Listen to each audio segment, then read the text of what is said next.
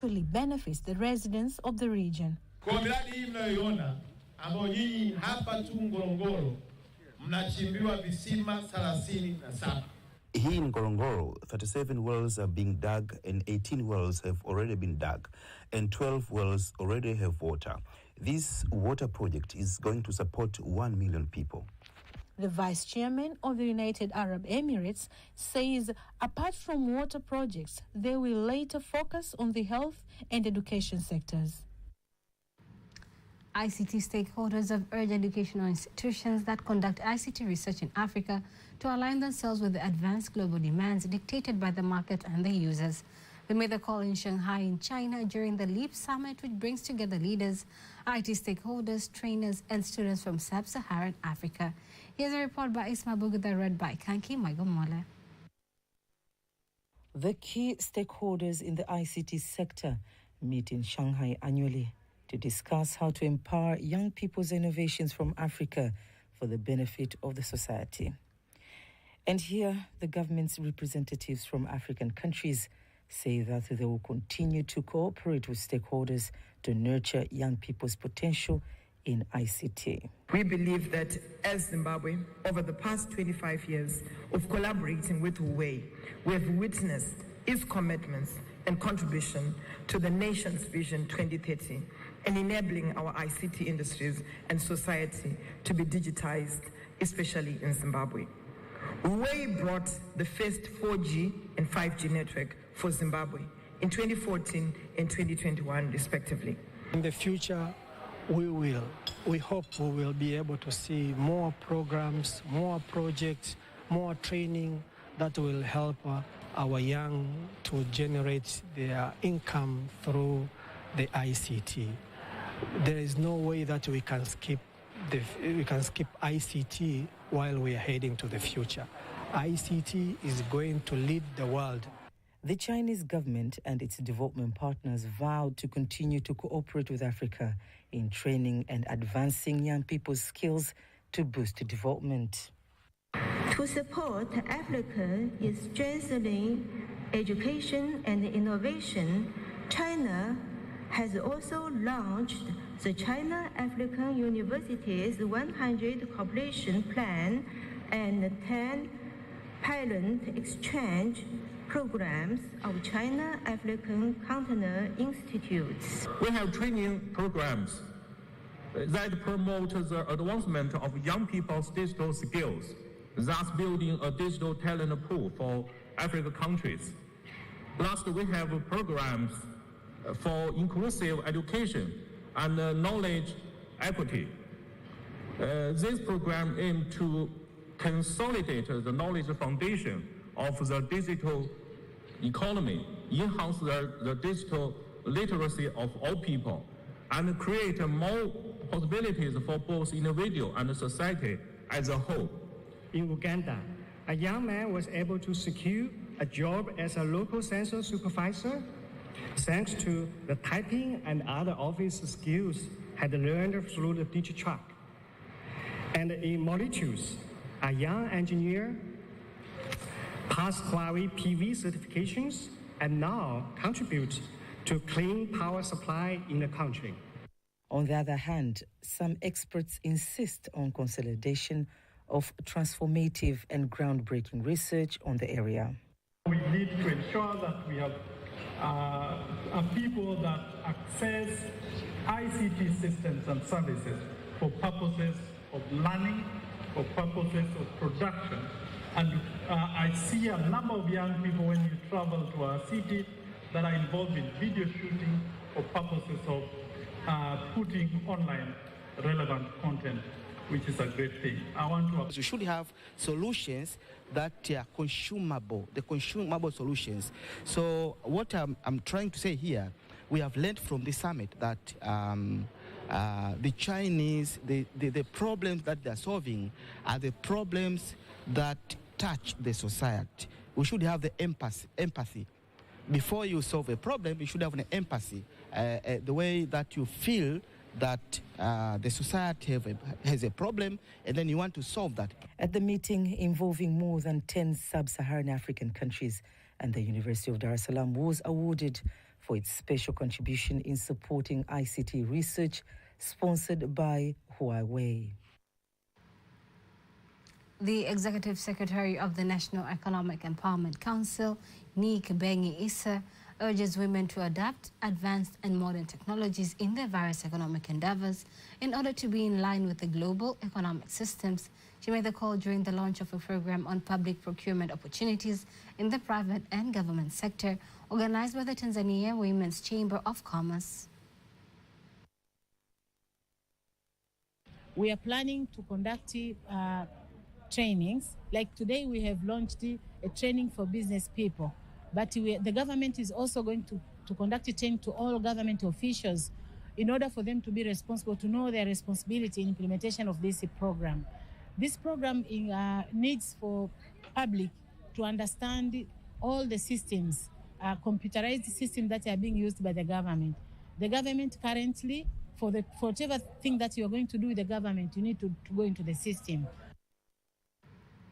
On the other hand, the Tanzania Women's Chamber of Commerce Executive Director elaborates further on the program, while the Trademark Africa Country Director, Elibari Kishami, vows to continue to collaborate with the private and government institutions by providing financial support to various economic projects in Tanzania. Our aim is to ensure the government implements the 30% initiative, affirmative action, affirmative action to ensure they set aside the 30% of their procurement budget and to give the tenders to women. But also we want to ensure these targeted groups, they have that capacity to supply different services and goods through the public procurement system, but also within the private sector, because we see there's a lot of opportunities. The role of youth and women in the economy is paramount, and it cannot be ignored. So Trademark Africa, our agenda is really to facilitate trade in the Africa continent, and specifically because we are responsible for Tanzania program here, we are working with Women Chamber, TWCC, to ensure we are creating awareness to youth enterprises and women enterprises when it comes to issues related to government procurement. More than 3,000 women are expected to benefit from the program on public procurement opportunities in the government and the private sector. The Tanzania Sugar Producers Association, TSPA, plans to raise sugar production from the current 460,000 tons to 528,000 tons in 2024-2025 and 663,000 tons in 2025-2026 to meet the nation's needs by 93%. The increase will be supported by sugarcane growing and sugar plants investments totaling to 3.5 trillion shillings. Speaking in Dar es Salaam, the chairman of the Kilombero Sugar Factory, Ambassador Ami Mpungwe, says the sugar production increase will make the price of sugar to continue to be stable in the market. Focusing on production, and indeed, as a result of introduction of those measures, almost all sugar companies have been investing, have been expanding, and had it not been for the El Nino rains, this year we would have imported very little amount, about 20,000 tons. But because of El Nino, most of the factories had to close early, but again, the demand for sugar in the country is estimated to be 400,000 tons per year, and the surplus will be exported.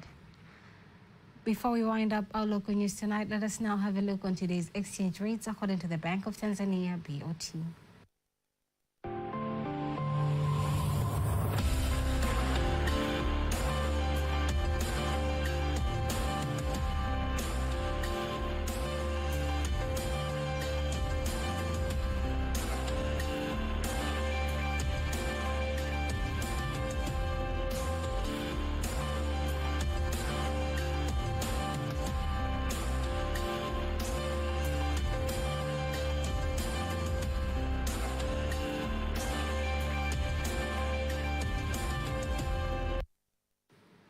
Don't miss TBC News every weekday to know all the latest in exchange rates. Stay tuned for all the latest in sports news.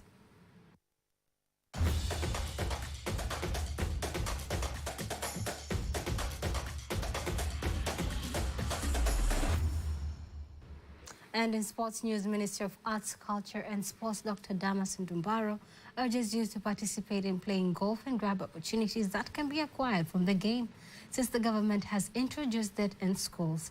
Speaking during the NCBA Golf Championship in Arusha, Dr. Ndumbaro revealed that golf has many opportunities, such as scholarship opportunities and employment, and urges young people to play golf so as to benefit from it. Katika vyama vya kimataifa vya golf, most of international golf organizations provide scholarships to students. Our students have missed those scholarships because we didn't introduce this game in schools. So all regions with a golf court, we are going to start teaching teachers and students on how to play golf from 20th of July. NCBA Golf Championship held in Arusha was organized for the purpose of encouraging youth to participate in playing golf. Veteran model Hajat Asia Daras has encouraged artists in the country to create works based on national values to protect Tanzanian culture. Speaking to TBC in Dar es Salaam after returning from the pilgrimage, Hajat Daras says artists are the mirror of the society, so they should use the opportunity to create artworks that portray Tanzanian culture. Hajat Asia Daras, famous as the mother of fashion, founded in the Lady Red platform to promote Tanzanian culture through fashion shows, especially the style dress. My advice is just to be decent to Tanzania. And I advise them to be on my way, to follow this way, because God is everywhere. Just to act decent in your profession. Tanzania international model Anissa Mpungwe urges Tanzanian fashions and designers to produce artworks that can penetrate into international markets. Speaking to TBC News reporter during the fashion show taking place in Dar es Salaam, model Mpungwe believes that Tanzania fashion designers have the capacity to create works that can conquer international markets because of its uniqueness. Mentorship program.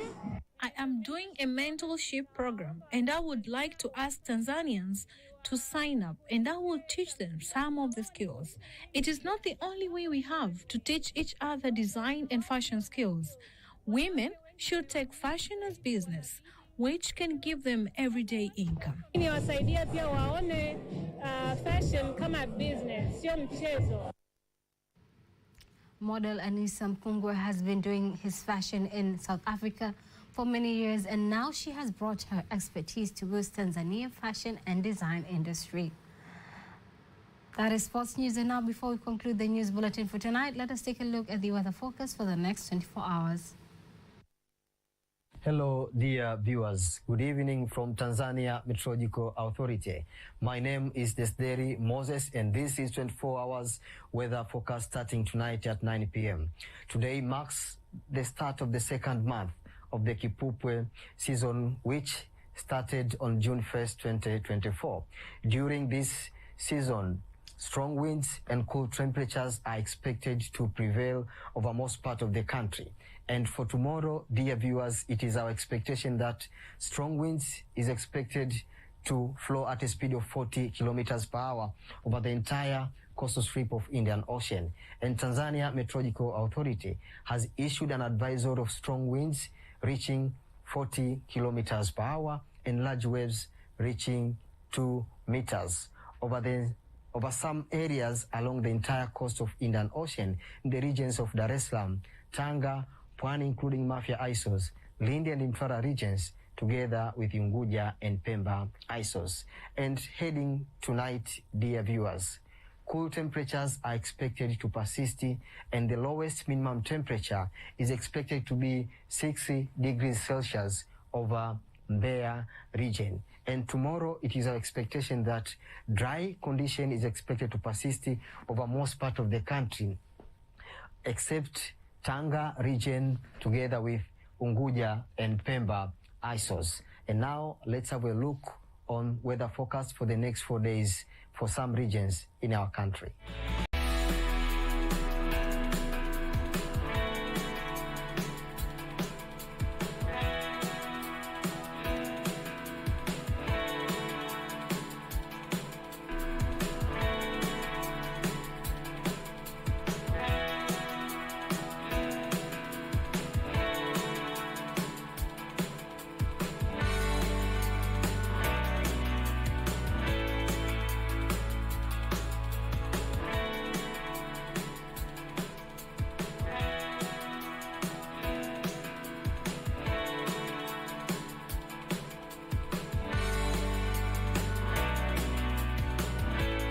Thank you for watching us. Until next time.